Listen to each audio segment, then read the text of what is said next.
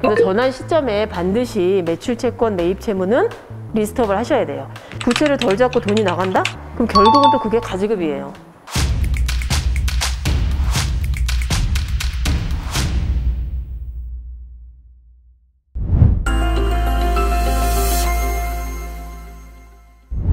오늘부터는 그 법인 전환, 개인기업 법인 전환에 대해서 한번 좀 몇 달 동안 좀 시리즈로 진행을 할까 합니다.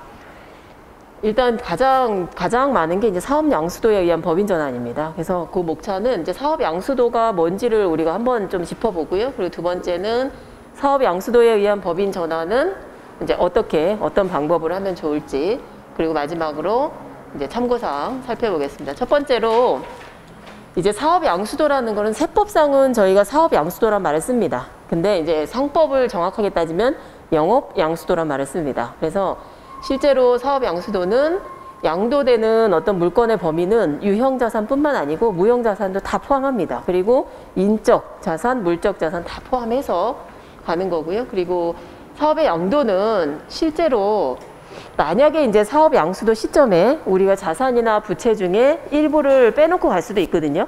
빼놓고 가더라도 실질적으로 사업 양수인이 사업 양도인하고 똑같이 같은 어떤 업종을 계속 유지할 수 있는 정도의 범위다. 그러면 사업 양수도를 인정을 해줍니다. 그리고 영업의 양도라는 의미는 이제 상법상의 양도인데요. 결과적으로는 채권 계약이 이전되는 거예요.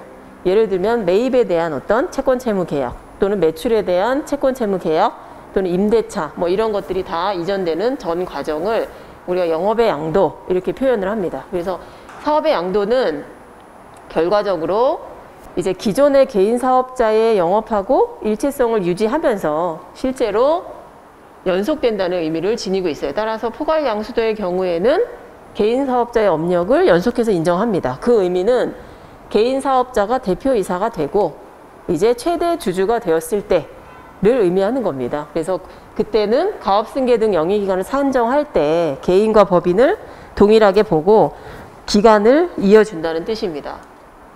그래서 이제 세법상 그러면 사업 양수도는 우리가 흔히 알고 있듯이 부가가치세법상 사업 양수도입니다. 포괄 사업 양수도, 그리고 또 하나는 세간면 사업 양수도, 이 두 가지를 전부 세법상 사업 양수도라고 얘기를 합니다. 다만 포괄 양수도가 아닌 우리가 그냥 흔히 부동산 자산이 있는데 부동산 자산은 임대로 돌려놓고 사업 부분만 양수도하는 경우도 있거든요. 그런 경우는 일반 이제 사업 양수도이기 때문에 요거는 사업 양수도다 이렇게 말 안 하고 그 개인 사업자에 있는 자산과 부채를 개별로 그냥 양도 양수한다 이렇게 표현을 합니다. 그래서 결과적으로는 세금 계산서 발행 대상인 것들, 재고자산이라든지 유형자산이라든지 이런 것들은 세금 계산서를 발행하고 가야 되는 그런 사업 양수도가 있습니다. 크게 따지면은 세 가지가 되겠죠. 포괄 양수도가 있고 일반 사업 양수도가 있고 세간면 사업 양수도가 있고 이렇게 세 가지가 있는 겁니다.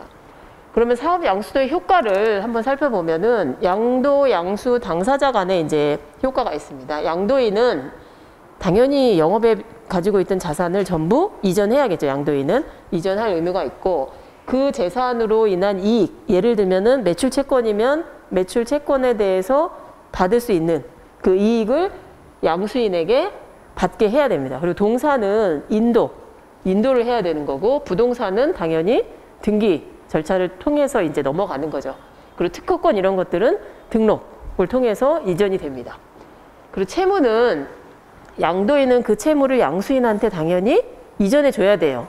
그리고 양도인은 양수인이 이를 활용할 수 있도록, 예를 들면 금융기관 채무 같은 경우 우리가 개인에서 법인 전환할 때 법인으로 금융기관 채무를 계속해서 승계할 수 있도록 해줘야 되죠. 상사 채무는 당연히 외상 매입금, 만약에 양도인이 양수인한테 상사 채무를 이전하지 않으면 갚아야 되는 거예요. 양수인이. 그래서 이거를 다 이전해 줄 수 있는 그런 것들을 할 수 있도록 양도인은 이전의 의무를 집니다. 그리고 영업 양도 양수는 영업 관련 재산의 개별적인 어떤 절차를 거쳐서 이전됩니다. 네, 양도 양수 재산이 어떤 게 있죠? 우리가 흔히 말하면 매출 채권, 매입 채무, 그렇죠? 특허권도 있고, 예를 들면 부동산이 넘어가면 부동산도 있고, 차량도 있고, 뭐 이런 것들이 각각의 이제 이전 절차를 거쳐요. 등록이 필요한 건 등록을 해야 되고, 그 다음에 등록이나 이런 게 필요 없는 것들은 이제 채권 채무로서 이제 상대방에게 알려야겠죠.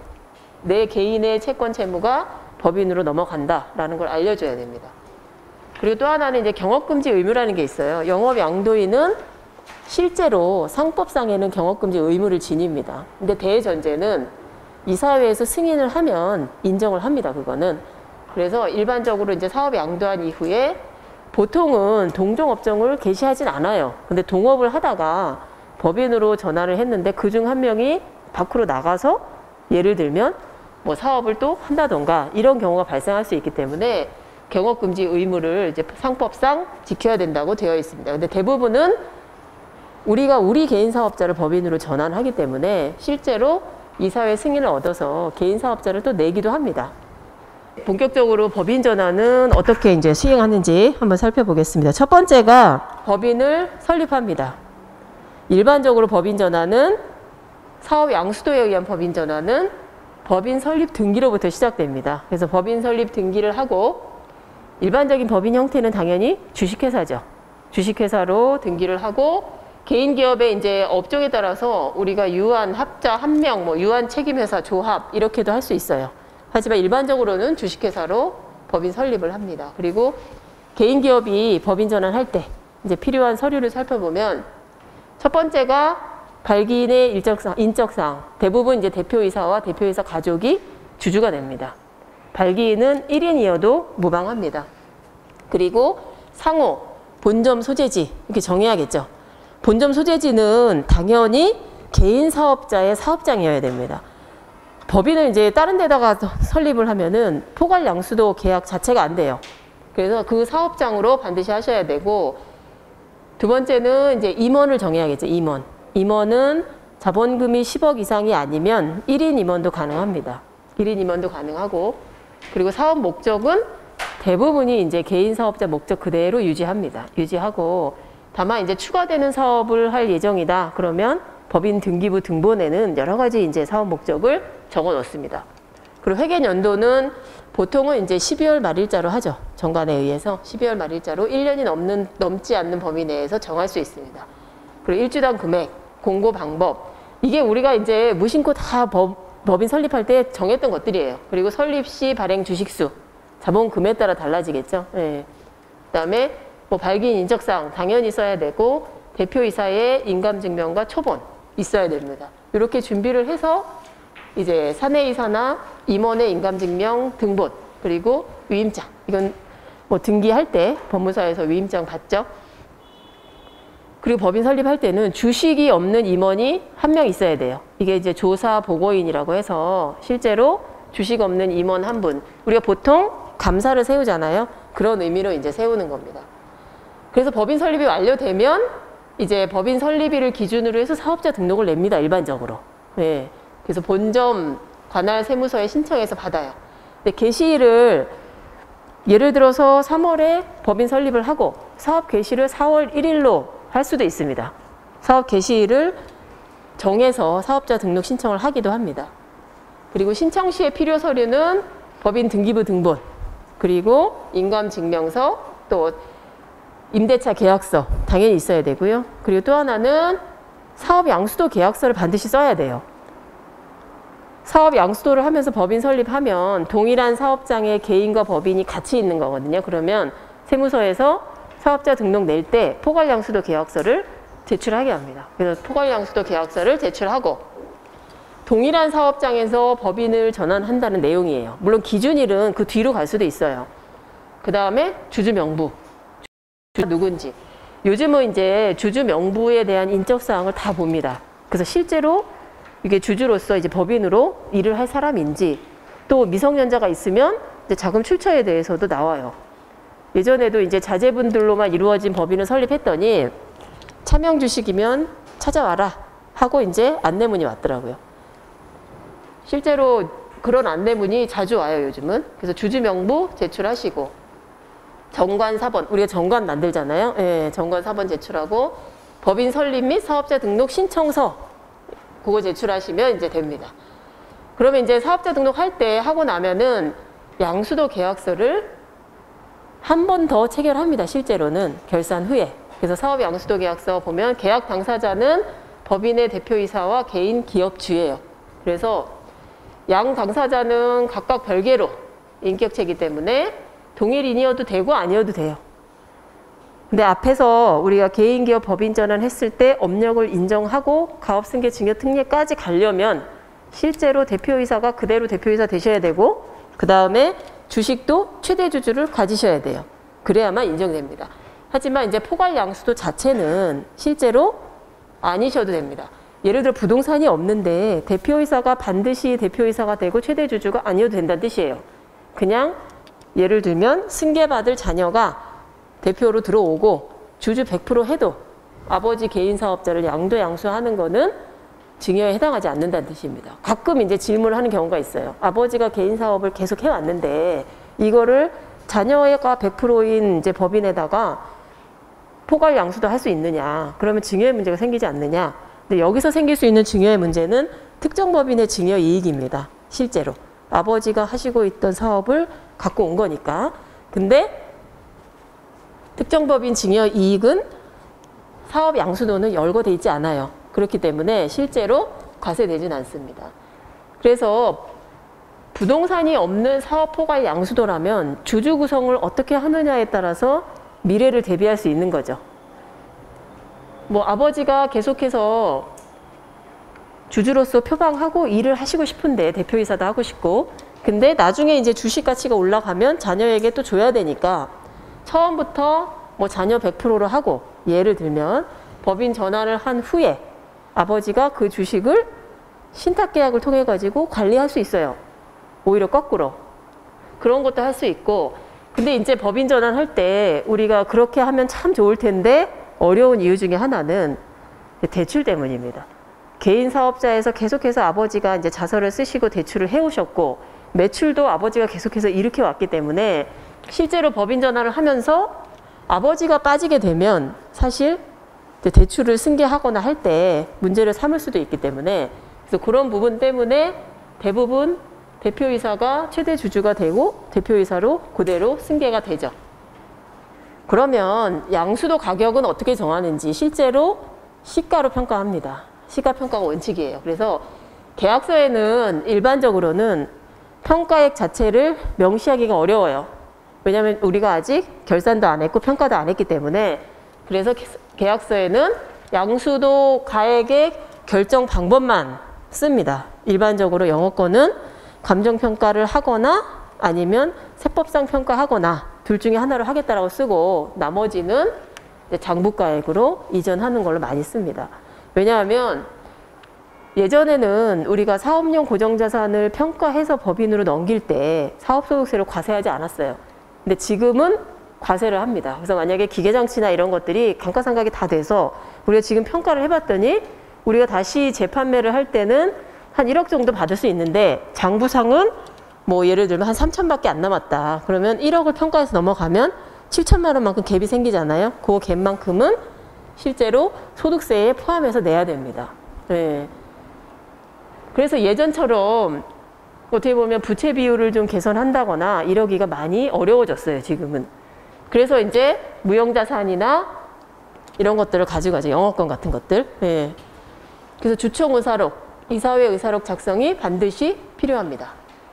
그럼 자산은 이제 감정에서 넘어가야 되냐 이런 부분이 있어요. 실질적으로 사업 양수도 시에는 감정 자체가 필수 요건은 아닙니다. 다만 이제 세간면 사업 양수도를 할 때는 우리가 부동산이나 이런 것들이 있다 그러면 실제로 감정을 통해서 시가를 표방하고 갑니다.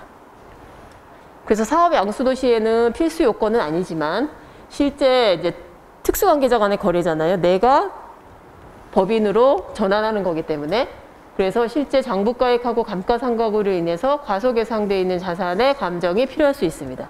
우리가 이제 감정을 하는 경우는 어떤 경우냐면 개인에서 법인 전환하면 업력이 오래된 데들은 퇴직금 같은 게 많이 쌓여 있어요. 아직 지불하지 않은. 그러면 그 퇴직금은 법인으로 전환할 때 개인 사업자에서 비용 처리를 합니다. 지급을 하든 안 하든.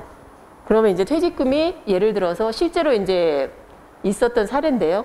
퇴직금을 법인으로 전환하면서 봤더니 한 6억 정도 있는 거예요. 그래서 자산을 평가를 했더니 한 6, 7억 그래서 자산평가를 조금 낮춰서 요거랑 맞춰가지고 퇴직금 비용 처리하고 자산 업시키고 그러면은 이제 사실 소득세 추가 부담은 없죠. 그러면서 자산은 6억만큼 올라가기 때문에 실제로 감가상각에 훨씬 유리해지죠. 그래서 퇴직금의 규모를 보고 자산을 감정할지 여부를 결정해야 됩니다. 실제로 뭐 배우자가 이제 개인 사업자였는데 그걸 법인으로 전환하면서 영업권을 평가하지 않고 왔을 때 이걸 무상으로 이제 가져왔다라고 보고 실제 증여세나 이런 것들을 매긴 사례들도 있어요. 이제 중소기업 특별세 감면이나 이런 걸 했을 때 장부가액상의 기계가 예를 들어 우리가 살 때 5억 정도 남아 있었는데 5억이었는데 취득가액이 감가상각을 한 번도 안 했어요. 한 번도 감가상각을 안 하고 감가상각은 아시겠지만 다 임의상각입니다. 우리가 원하면 장부에 기재하게 돼 있어요. 근데 한 번도 안 했어요. 안 하고 근데 대부분은 중소기업 특별세 감면을 받죠. 그러다 보니까 중소기업 특별세 감면을 받은 거예요. 그러면 의제상각이라는 게 적용이 됩니다. 실제. 그래서 감가상각을 안 했지만 감가상각이 된 것처럼. 그래서 의제상각이 되다 보니까 이거를 신고조정으로 비용 처리를 했다. 예를 들면 그러면 그건 다 빼야 되지만 그렇지 않은 거. 그렇지 않고 아예 감가상각 처리를 전혀 안 한 경우가 있어요. 개인이기 때문에. 전혀 안 했을 때는 장부가액도 그대로 넘어오면 됩니다. 실제. 팔 때도 취득가액을 깎진 않는다는 거예요. 예를 들어서 감가상각 의제가 된다 해서 내가 이거를 처분할 때 장부가액을 의제된 감가상각까지 고려해가지고 빼진 않는다는 뜻이에요. 그리고 또 한 가지가 이제 거래처를 이관해야 됩니다. 우리가. 거래처를 개인에서 법인으로. 사업 양수도 계약서를 작성했기 때문에 양수도 일자는 정해진 거고요.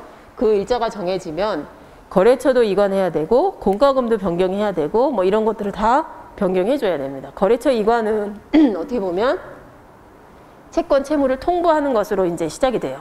양도양수 계약서가 작성되면 그 날로부터 우리가 14일 이내에 이제 자동차도 가야 되고 직원도 가야 되고 이런 절차가 있어요. 입퇴사도 해야 됩니다. 근데 이제 법인 전환 하다 보면 아시겠지만 직원이 먼저 가고 개인이 폐업하는 경우도 있습니다. 일단은 이제 법인에서 직원들이 먼저 옮겨가가지고 사업을 진행하면서 개인이 완벽하게 이제 폐업되는 그런 경우도 있어요. 그래서 이게 이제 어떻게 보면 딱딱딱 진행된다고 보기는 좀 어려워요. 특히 사업 양수도는. 그래서 일단은 양도 양수일이 확정된다는 의미는 개인 사업자가 이제 폐업됐다는 뜻입니다. 폐업을 하게 되면은 당연히 그 이후에는 법인으로 가야 돼요. 그래서 그 날로부터는 14일 이내에는 무조건 자동차, 직원 다 옮겨야 됩니다. 보통 그 전에 옮깁니다. 폐업일 기준으로 개인 사업자 결산을 해야 됩니다. 실제. 결산을 해서 원칙적으로는 이제 3개월 이내에 해야 되는데 세관면이 없으면 실제로 세관면이 없으면 결산이 완료되는 시점에 따라서 이제 자산부채 승계를 합니다.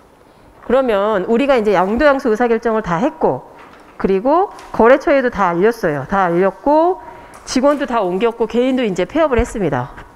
그러면 이제 결산해야 돼요. 결산.